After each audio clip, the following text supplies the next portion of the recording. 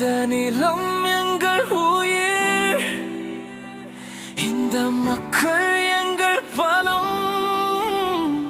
சொல்லாமல் தாங்கிய வலி இன்று குரலாக எழுகிறது.